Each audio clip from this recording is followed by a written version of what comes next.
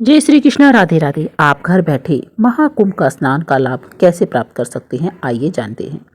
महाकुंभ न केवल धार्मिक बल्कि सांस्कृतिक दृष्टि से भी बेहद ही महत्वपूर्ण है। इसमें अमृत स्नान के साथ मंदिर दर्शन, दान पुण्य और अन्य धार्मिक अनुष्ठान शामिल होते हैं। महाकुंभ में भाग लेने वाली नागा साधु, अघोरी और सन्यासी सनातन धर्म और परंपरा की गहराई और विविधता को दर्शाते हैं। महाकुंभ का यह आयोजन सनातन धर्म की आस्था, सामाजिक एकता और सांस्कृतिक धरोहर का प्रतीक है। कुंभ मेले की उत्पत्ति सनातन धर्म की पौराणिक कथाओं, विशेष रूप से समुद्र मंथन की कथा से होती है। इसके मुताबिक दुर्वासा ऋषि के श्राप के कारण जब इंद्र और देवता कमजोर पड़ गए तो असुरों ने देवलोक पर आक्रमण करके उन्हें परास्त कर दिया। असुरों से पराजित होने के बाद सभी देवता भगवान विष्णु के पास गए और उन्हें सारा वृत्तांत कह सुनाया। तब भगवान विष्णु ने देवताओं को दैत्यों के साथ मिलकर अक्षीर सागर में मंथन करके अमृत निकालने को कहा। सारे देवता भगवान विष्णु के निर्देशों का पालन करते हुए असुरों के साथ संधि करके अक्षीर सागर से अमृत निकालने के प्रयास में लग गई। समुद्र मंथन से अमृत कलश निकला तो देवताओं के इशारे पर इंद्र के पुत्र जयंत उसे लेकर अदृश्य हो गए। गुरु शुक्राचार्य के कहने पर दैत्यों ने जयंत का पीछा किया और काफी परिश्रम के बाद उन्हें पकड़ लिया। फिर अमृत कलश पर कब्जा प्राप्त करने के लिए देवताओं और असुरों में 12 दिन तक युद्ध चला। कहा जाता है कि इस युद्ध के दौरान पृथ्वी के 4 स्थानों पर अमृत की कुछ बूंदें गिरी थी। ये 4 स्थान है प्रयाग, हरिद्वार, उज्जैन और नासिक। इसीलिए इन्हीं 4 जगहों पर कुंभ मेले का आयोजन होता है। साथ ही मान्यता है कि देवलोक के 12 दिन पृथ्वी के 12 साल के बराबर होते हैं। इसीलिए हर 12 वर्ष में एक बार इन चारों स्थानों पर महाकुंभ का आयोजन किया जाता है। कुंभ मेले का आयोजन किस स्थान पर कब होगा, यह ग्रहों और राशियों पर निर्भर करता है।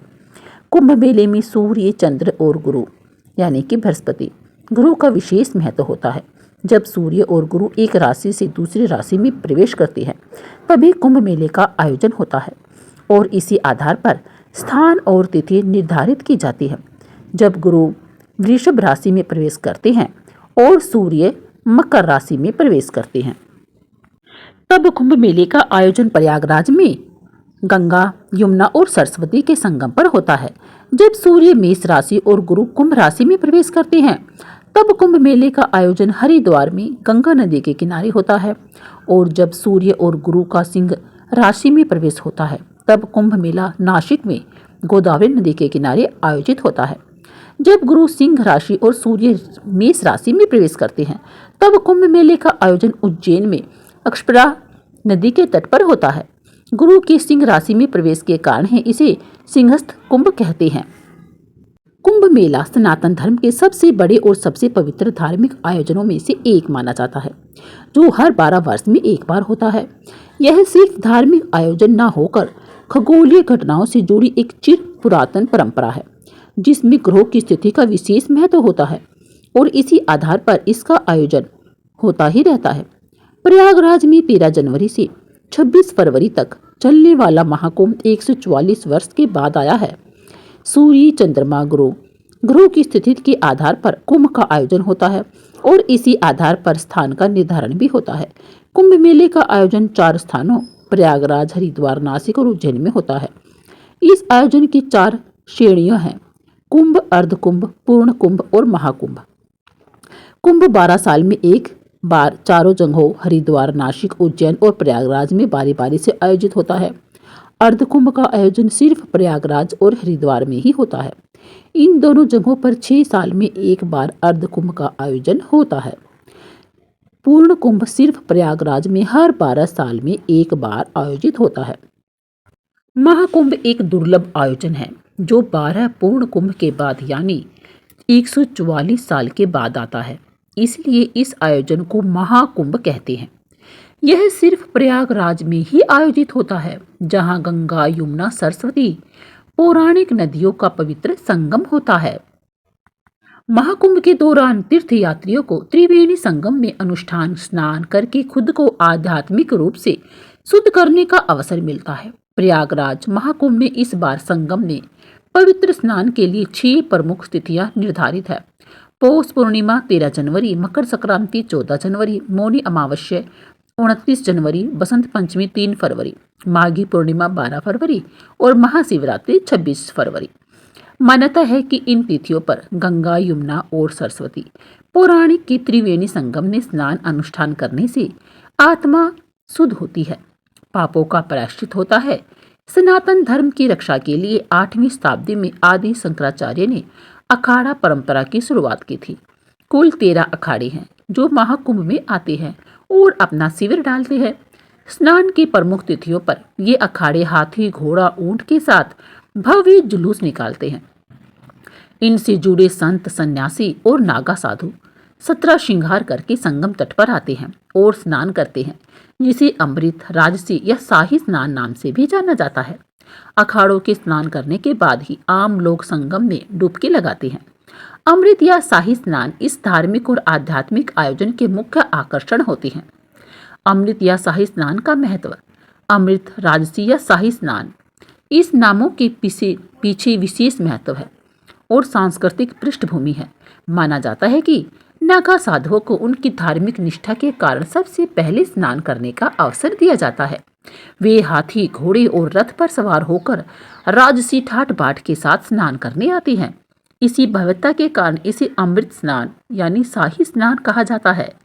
एक अन्य मान्यता के अनुसार मध्यकाल में राजा महाराजा साधु संतों के साथ भव्य जुलूस लेकर स्नान के लिए निकलते थे। इसी परंपरा ने अमृत स्नान की शुरुआत की। इसके अलावा यह भी मान्यता है कि महाकुंभ का आयोजन सूर्य और गुरु जैसे ग्रहों की विशिष्ट तिथि को ध्यान में रखकर किया जाता है। ग्रहों की चाल के आधार पर कुछ विशेष तिथियां पड़ती है। मान्यता है कि इन विशेष तिथियों पर पवित्र नदियों में स्नान करने से आध्यात्मिक शुद्धि, पापों का प्रायश्चित, पुण्य और मोक्ष की प्राप्ति होती है। आस्था का सबसे बड़ा महापर्व है महाकुंभ, जिसमें हर कोई डुबकी लगाना चाहता है। कुंभ में स्नान का विशेष महत्व होता है। कहा जाता है कुंभ स्नान करने से आपके कई जन्मों के पाप भी धुल जाते हैं, साथ ही आपके जीवन में देवी देवता की कृपा बनी रहती है। कुंभ में स्नान के बाद अगर आप दान पुण्य करते हैं तो इससे पितरों का भी आशीर्वाद हमें मिलता है। हर किसी की चाहत होती है कि जीवन में वो एक बार कुंभ स्नान जरूर करे। अगर आप किसी कारणवश महाकुंभ में जाकर स्नान नहीं कर पा रहे हैं तो घर बैठे भी सारे पुण्य प्राप्त कर सकते हैं। जानिए इसके लिए आपको क्या करना होगा। महाकुंभ का जल मंगाकर स्नान करें। अगर आप खुद कुंभ स्नान के लिए नहीं जा पा रहे हैं तो अपने किसी खास रिश्तेदार या पड़ोसी से कुंभ का जल मंगा लें। इस जल को अपने नहाने वाले पानी में कुछ बूंदे मिलाकर स्नान करने से वही फल प्राप्त होगा जो कुंभ स्नान से मिलता है। आप किसी शुभ दिन कुंभ से लाए गए जल से स्नान कर ले। महाकुंभ का जल कैसे मंगवा सकते हैं। अगर आपका कोई जानने वाला महाकुंभ में स्नान करने जा रहा है तो उससे जल मंगवा सकते हैं। महाकुंभ का जल और प्रसाद भेजने के लिए कई NGO भी काम कर रहे हैं जो आपके घर तक मुफ्त में जल और प्रसाद भेजने की सेवा दे रहे हैं। आप इन जगहों पर रजिस्ट्रेशन करवाकर महाकुंभ जल प्राप्त कर सकते हैं। इसके अलावा त्रिवेणी संगम जल डिलीवरी सर्विस भी सीधे त्रिवेणी से जल आपके घर पहुंचाने की सर्विस दे रहे हैं। गंगा जल से कर ले स्नान। किसी वजह से आपको महाकुंभ का जल अगर प्राप्त नहीं हो रहा है तो आप घर में गंगा जल से भी स्नान करके वही फल प्राप्त कर सकते हैं जो महाकुंभ में डुबकी लगाने से हमें मिलता है।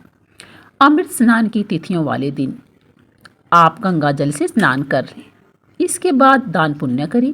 आपको महाकुंभ स्नान का भी फल प्राप्त होगा। शाही स्नान सूर्योदय से पहले ही किया जाता है, इसलिए सुबह जल्दी उठें।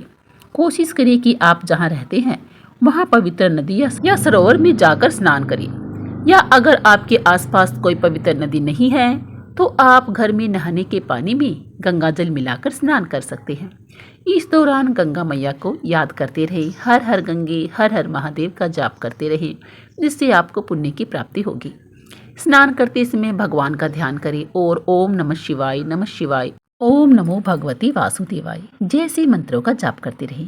आप गंगे च यमुने चैव गोदावरी सरस्वती नर्मदे सिंधु कावेरी जलेस्मिन् सन्निधिं कुरु का जाप भी कर सकते हैं। यदि आप यह मंत्र नहीं बोल सकते हैं तो स्नान के दौरान गंगा मैया को याद करते हुए हर हर गंगे का जप कीजिए। कुंभ में 5 बार डुबकी लगाने का नियम है, तो आप भी ऐसा कर सकते हैं। स्नान के समय साबुन, डिटर्जेंट जैसी वस्तुओं का इस्तेमाल नहीं करना चाहिए। स्नान के उपरांत भगवान सूर्य नारायण को जल अर्पित करें। उसके उपरांत घर पर तुलसी मैया को जल अर्पित जरूर करें। स्नान के बाद स्वच्छ कपड़े पहने, घर के पूजा स्थान पर बैठे भगवान श्री हरि, विष्णु, शिव और अन्य देवताओं का ध्यान करें। गंगा मैया को प्रणाम करें। महाकुंभ के दौरान दान का विशेष रूप से महत्व होता है। घर से ही गरीबों या जरूरतमंदों को भोजन, कपड़े या धन या दान, जो भी आप सामर्थ्य है आप में, वो दे। इस दिन व्रत रखें, सात्विक भोजन करें, प्याज लहसुन का परहेज करें, तामसिक चीज़ों से बचें। महाकुंभ आत्मशुद्धि और आत्मनिरीक्षण का पर्व होता है। दिन का कुछ समय कथा सुनने में, मंत्र जाप करने में, नाम जप करने में, ध्यान करने में, योग करने में बिताएं। सबसे जरूरी है कि आपके मन में श्रद्धा और पवित्रता हो। शाही स्नान का महत्व शरीर की शुद्धता के साथ साथ आत्मा की शुद्धि करना भी होता है।